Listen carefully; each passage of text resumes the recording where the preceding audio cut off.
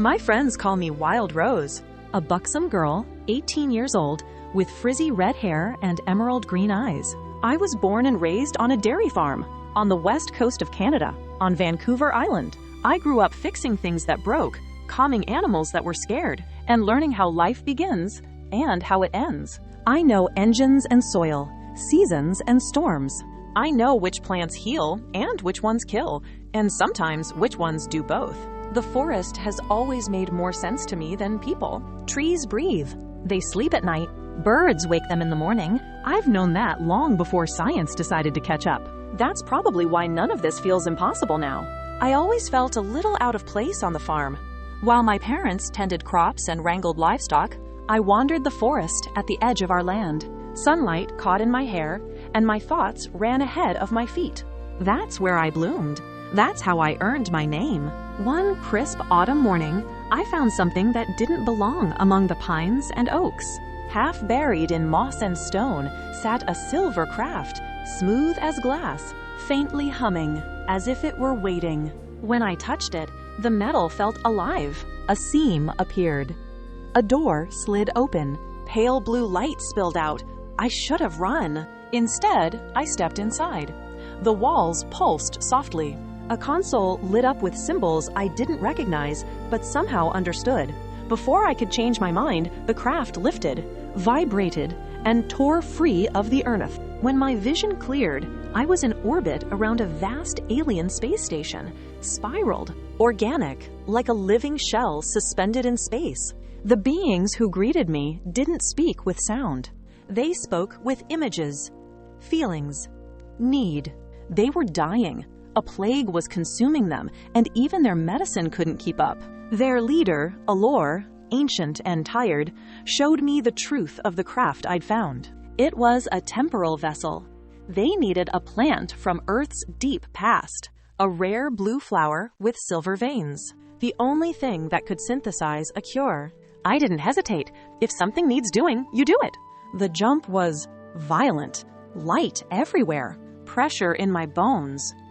When the craft settled, the air was warm and heavy. I stepped out into a prehistoric jungle, towering ferns, insects the size of birds, distant roars that vibrated in my chest. The flower was there, just like the crystal showed me, glimmering blue, growing at the roots of an ancient tree.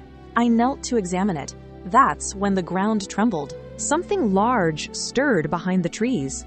I knew that sound, not from experience, but from instinct. From every animal I'd ever watched decide whether to hunt or flee. A T-Rex burst into the clearing, hunting, focused, hungry.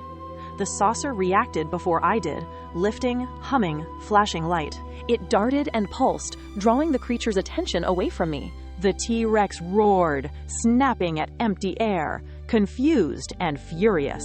Then the light changed. Suddenly, someone else was there. He appeared like the world itself had decided to stand up and speak.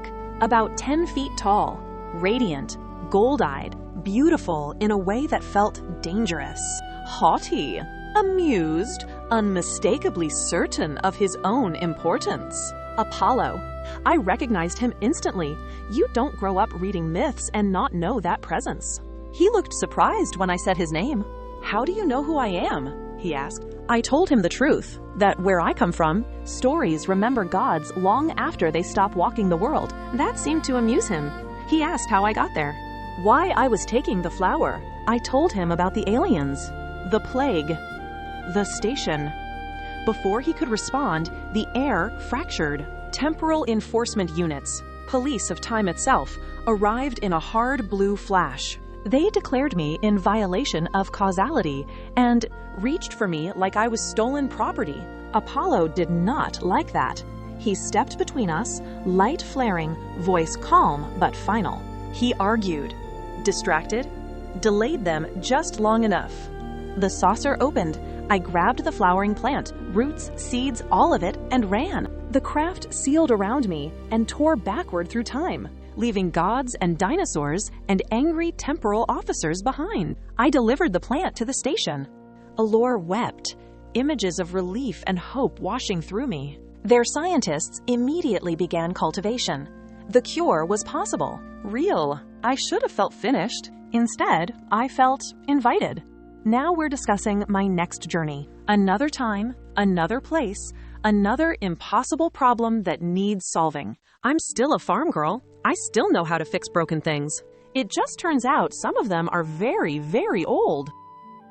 They tell me the cure is coming together. Not all at once, nothing ever does, but piece by piece. Ingredients scattered across time, growing in places no one thinks to look. The kind of places a farm girl would notice. This one made me laugh when they showed me the data crystal, a fungus. Grows in Buffalo Dome. Figures. The saucer set me down on the edge of the American West. Wide sky, dry wind, grass rolling like an ocean. The buffalo were everywhere, thousands of them. The ground shook when they moved. Life in motion, life in excess, life leaving things behind. If you grow up on a dairy farm, you don't wrinkle your nose at manure. You learn what grows in it, what feeds on it, what turns waste into medicine. I found the fungus right where it should be. Small, pale, stubborn, thriving. While I was collecting samples, I heard voices. Men, horses, trouble. A gang of stagecoach robbers had set up along the trail, rough types, nervous, greedy. I watched them for a while, hidden in the grass. They weren't subtle, they were desperate. When the stage came, I moved. A flash of light from the saucer overhead spooked the horses. A well-timed noise sent the robbers scrambling. I made sure the passengers were safe, then tipped off the local law just enough to look like luck instead of intervention. The leaders ended up in jail, shouting about ghosts and flying devils. No one believed them. That's when I found their cabin, deep in the trees. Careless hiding place. Inside, gold, silver, cash, stolen lives turned into heavy objects. I didn't feel bad taking it. They'd stolen it first. The tricky part was timing. The rest of the gang was circling back. The temporal police were sniffing around again. Time ripples don't go unnoticed forever. I stayed one step ahead of both. The saucer swallowed the loot in seconds. I couldn't bring it forward with me. That much I know now. Some things don't belong in the future. So I dropped it instead. A quiet Caribbean island. Long before maps. Long before nations. I buried the treasure deep, marked the place in my own way. Someone will find it when the time is right. Or maybe they won't. Either way, it's out of the wrong hands. I returned to the station with the fungus. The doctors were ecstatic. Images of excitement, relief, calculations racing ahead of fear. This ingredient reacts perfectly with the blue flower. Together, they stabilize the cure.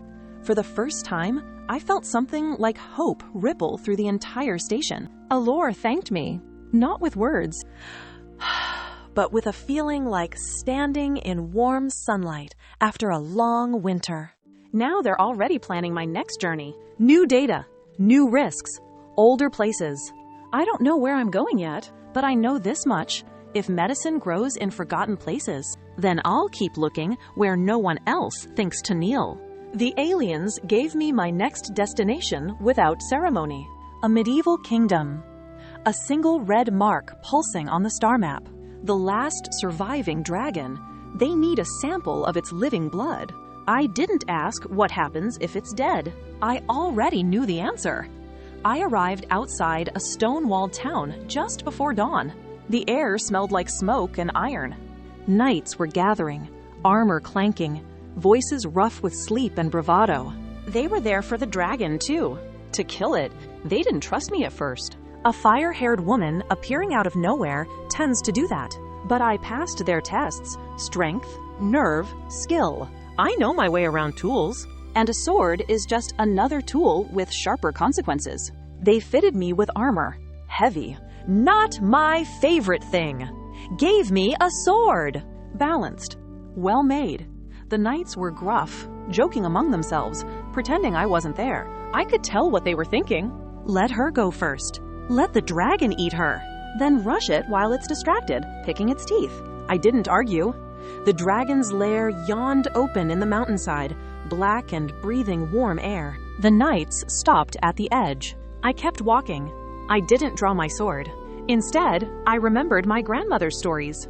She used to tell me about a green dragon, Old, clever, lonely. Said it became her friend because she spoke to it kindly and listened more than she talked. I called out, not a challenge, not a threat, just a greeting. The dragon answered. Its voice rolled out of the dark like thunder wrapped in velvet. Suspicious. Curious. Ancient. It asked me riddles, tested my answers, tried to find the lie in me. I answered honestly. I told it why I was there. About the dying aliens. About the cure. About the blood. I don't need much, I said. Just a drop. And in exchange, I'll make the nights go away. Silence. Then the dragon stepped into the light. Emerald green. Scales like living gemstones. Eyes sharp and tired. And very, very old. Beautiful. It studied me for a long moment, then laughed, smoke curling from its nostrils. A fair trade, it said. It offered its claw. I took the smallest sample possible. Warm, alive, powerful. Then I walked back out. I told the knights the dragon would not attack them if they agreed to leave it alone. No hunts, no glory-seeking, no songs about slain beasts. In return, the dragon would keep the mountain pass clear and protect the valley. A treaty. The knights stared at me like I'd turned water into fire. They agreed. As we walked back, none of them spoke. When we reached the camp, one finally bowed his head. They didn't call me a witch anymore. I returned to the station with the blood. The alien doctors were stunned. Reverent. The sample reacted perfectly with the other ingredients, stabilizing, strengthening the cure beyond their projections. Hope spread like dawn. They gave me the next item on the list. Another place, another time, another story waiting to be written. I don't know where I'm going at, but I know this. Some monsters don't need killing. They just need someone brave enough to talk first. The aliens surprised me with this one. They don't just need gold, they need old gold, long buried, saturated with time, pressure, decay, and memory. Apparently, it catalyzes one of the final reactions in the cure. Leave it to medicine to want something that's been forgotten. They sent me to Port Royal, Jamaica. I hid the saucer deep in the jungle outside town, where vines and birds would swallow it whole. Then I went in on foot. First stop, shops. Pirate clothes are ridiculous when you actually have work to do, but looking the part matters. Loose shirt, boots, belt. I kept the sword from the knights. Cleaned, oiled, strapped across my back. It changes how people look at you. The inn was loud before I even opened the door. Smoke, laughter, bragging, pirates stacked shoulder to shoulder, drinking, eating, pawing at the wenches like they owned the place. Every man inside thought himself immortal. I walked straight in. Hollywood pirate, they'd have called it. Too clean, too confident. I climbed onto a table and let the room notice me. I'm looking for a ship, I announced, loud enough to cut through the noise. And a loyal crew, they laughed. Whistles. Suggestions I won't bother writing down. I know where a treasure is buried. More laughter. So I dropped the coin. It hit the table with a sound that ended the room. Gold. Heavy. Old. The kind that doesn't shine so much as glow. Silence followed. I know where the rest is, I said. Every piece of it. That's when things got ugly. Men shoved each other. Arguments broke out about whose ship was faster, whose crew was deadlier, who'd slit whose throat first. I watched them carefully. How they moved, who led, who waited. That's when I saw him. Quiet, in the corner, sitting in shadow like the noise bored him.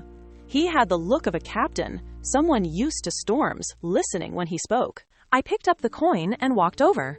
You, I said, and placed it in front of him. He studied the gold, really studied it. Then he looked at me. I'll take you, he said, then smiled, slow and unpleasant. But if there's no treasure, lass, you'll do as the prize. I smiled back. I didn't tell him I knew exactly where the treasure was. I didn't tell him I'd buried it myself. 1,000 years ago, the island had changed. Shorelines always do. Trees move, rivers wander. Memory lies. But gold remembers. We sailed at dawn. The crew watched me like they were waiting for me to slip. I watched the land, the birds, the way the water moved against the sand. I found it by feel more than sight. We dug. When the first glint appeared, the crew froze. When the chest came up, blackened, heavy, unmistakable, the shouting started. They laughed, they cried, they argued. I took what I needed, a small sample. Ancient, dense, perfect. Before greed could finish eating their sense, I slipped away, back into the jungle, back to the saucer, back out of time. Let them fight over the rest. Gold has always been good at that. The aliens were ecstatic. This ingredient locked the formula into place. The cure is no longer theoretical. It's real, stable, reproducible. Lives will be saved. They gave me the next destination. I haven't looked at it yet. Sometimes I like to sit with the quiet between missions. Let the dust settle. Let the gold cool in my hands. Time leaves traces in everything. You just have to know how to dig. The chamber fell quiet after the final cultures stabilized. What had been a writhing lattice of sickly light inside the containment field smoothed, its frequency resolving into a calm, steady hum. The plague, once chaotic, devouring, simply unraveled. The alien technicians clicked and chimed in tones that no longer carried panic. Across half a dozen worlds, symptoms faded. The cure propagated cleanly through spacetime, just as their models had promised. Wild Rose stood apart, helmet tucked under her arm, watching the impossible become complete. "It's done," she said. "Your people will live." "Yes," the lead alien replied, its form shifting through translucent layers. "Because of you, saucer pilot Wild Rose, extinction has been deferred." Deferred? She didn't like that word. The starium residue still glowed faintly in the processing cradle, its signature frequency echoing in her bones. She had felt it out there among the asteroids, how the ore sang when cut free, how it responded to intent as much as machinery. The alien turned its multifaceted gaze back to her. "There is one final requirement." Wild Rose didn't reach for her sword. She didn't need to. Her hand rested casually near it anyway. "You said this was the last ingredient." "For the cure," the alien agreed. "Yes, but cures are temporary solutions to permanent truths." A holographic projection bloomed between them, stars wheeling, timelines folding over one another like ripples on water. She recognized the pattern immediately. Her ship's temporal map, highlighted, expanded, annotated in ways she had never seen before. "The starium responds to a frequency native to your species," the alien continued. "Not your technology. You. Your kind. Your choices. Your contradictions." Wild Rose's jaw tightened. "What are you saying?" "We require a living resonance," it said gently. "A carrier. A bridge." The room dimmed, the stars and the projections slowing until one thread of time burned brighter than the rest. Her thread. "You want me to deliver something else?" she said. "Yes." The alien inclined its head. "Not or this time, a moment." It gestured, and the map shifted, settling on a point far ahead and far behind. A future where your species first learns to chart the resources of distant suns, and past where that knowledge does not yet exist. Wild Rose exhaled slowly.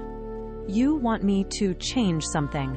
"Preserve something," the alien corrected. "Ensure that the path remains viable." She looked down at her hands, scarred, calloused, human. "So what happens if I say no?" The alien's lights dimmed, not threatening, honest. "Then this cure will hold," it said, "for a time. And when the next plague comes, one that does not respond to starium, we will remember that humanity could have helped and chose not to." Silence stretched between them. Wild Rose smiled then, small, tired, and dangerous. "Mark the coordinates," she said, turning toward the exit. "But don't kid yourself." The alien paused. "You are not asking for a favor," she added. "You're asking a saucer pilot with nothing left to lose." She slid her helmet on, the visor sealing with a soft hiss. "And I'm going to want answers when I get back." The temporal map updated. Somewhere in time, a door unlocked. Wild Rose did not accelerate right away. The flying saucer hovered just beyond the station's exclusion halo, stars sliding slowly across the canopy. The quest path the aliens had laid out pulsed in her navigation field, clean, elegant, inevitable. A single line through time, marked with confidence. Too much confidence. Her doubts gathered like storm clouds she could no longer ignore. A scarab beetle. Not just any relic, but one recovered from ancient Egypt, an organism that may have fed on the remains of Enki. An Anunnaki bound beneath the pyramids, sealed away in the pre-diluvial archives of Earth itself. The aliens had spoken of it clinically as a biological key, but Wild Rose heard the echo beneath the words. She knew the stories, the Book of Enoch, the Watchers, the giants born of forbidden unions, the flood that followed, not as myth, but as reset. Her saucer's nanobots had already finished their silent calculations. They did not ask permission. They never did. Viable candidate identified. Genetic compatibility acceptable. Rescue, revival protocols enabled. She felt suddenly cold. The aliens who built the saucer were ancient beyond reckoning. Engineers of stars, architects of probability, but their brilliance had curdled into desperation. They could no longer reproduce. Their cloned bodies suffered from duplicate fading, each generation less stable than the last, like a photocopy of a soul. Human DNA, they had learned, was different, adaptive, resilient, spiritually noisy, too noisy to predict. They had cured the plague, but not its cause. And now they wanted insurance, a hybrid solution, a living bridge between species, a way to revive themselves permanently and end their vulnerability forever, at humanity's expense. Wild Rose's grip tightened on the control yoke. She could see it now, the shape of the long game. One government, one managed species. Humanity pacified, fragmented, softened. Men diminished and sterilized. Women elevated, corrupted, redirected. Not as partners, but as vessels. Breeding stock for ancient bloodlines that had already once nearly ended the world. Not conquest, replacement. And she had been selected not because she was special, but because she was possible. Wild Rose exhaled and cut auxiliary thrust. The saucer drifted. "If this is the same old lie," she murmured, "you picked the wrong woman." She had read enough to know this story never ended well. The Nephilim were not saviors. They were not enlightened. They were tyrants born of imbalance, might without humility, knowledge without obedience. And every time they returned, judgment followed. The saucer's internal systems whispered, gently nudging her back toward the marked path. Helpful, patient, insistent. She muted them. Instead, she opened the deeper archives, the ones the aliens hadn't highlighted. Hidden temporal branches, lost decisions, dead ends that still glimmered faintly, like forgotten footpaths through history. If there was a wrench to be thrown, it would be here. Her thoughts turned upward, not to the aliens, not to the timelines, but to the creator she had trusted long before she ever touched a starship. "You see this," she said quietly. "All of it. If this experiment is over, I need to know. And if it isn't, then show me how to break their plan without breaking your people." The stars outside did not answer, but something shifted, not in the nav map, in her. A subtle re-weighting, like gravity choosing a different center. Wild Rose smiled, slow and sharp. "All right," she said, bringing the engines back online. "I'll follow the path." The saucer slipped into temporal drift, but I won't walk it blind. Far ahead, something ancient stirred. Far above, something eternal watched. And somewhere between the two, a human woman carried a choice that might decide whether humanity would continue, or be quietly written out of its own future. Wild Rose dreamed in fragments, not symbols, names. A girl stood at the center of it, her outline blurred by time, but her presence unmistakable. Jewish, brilliant, gone too soon in one history, indispensable in another, Anne Frankenstein. In the dream, history bent, not broken, just misfiled. In that alternate strand, Anne survived. She grew into her mind. Her genius flowered inside white concrete walls and steel corridors, deep within a fortified research base belonging to a German empire that never fired the first shot, because it never had to. It expanded through treaties, markets, currency unions. Europe first, then the Americas. No blitzkrieg, no world war, just influence so total it looked like peace. And Anne worked at its heart. Wild Rose woke with the coordinates already burned behind her eyes. The saucer slid through time like a held breath. When it emerged, dusk lay heavy over the base, water lapping quietly against the docks, reeds whispering secrets along the shoreline. Wild Rose created her distraction precisely where the system would overreact, false alarms cascading, armed drones converging where nothing truly mattered. Then she circled wide. Low. Quiet. She waited in the reeds, still as a hunted thing. Footsteps on wood. Anne emerged onto the dock, coat draped loosely over her shoulders, hair tied back, eyes tired in the way only brilliant minds grow tired. She wasn't guarded. She wasn't afraid. She was thinking. Then she looked up. Their eyes met. No scream, no question, just recognition, deep, impossible, immediate. As if Anne had always known this moment would come, only not when. She turned once, just once, to make sure she wasn't followed.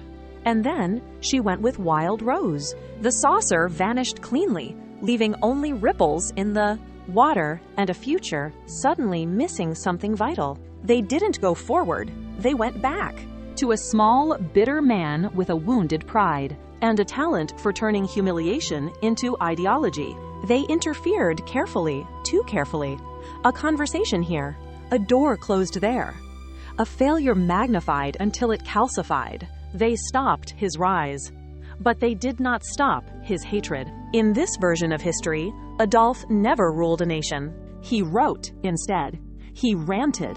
He poisoned quietly. And because he never spent his fury on conquest, it fermented, pure, obsessive, eternal, until it found a different outlet. The extermination still came, just later, just worse.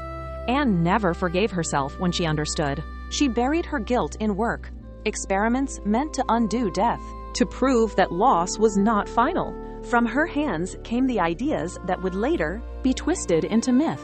A creature stitched together, rejected by its maker, raging not because it was evil, but because it was abandoned.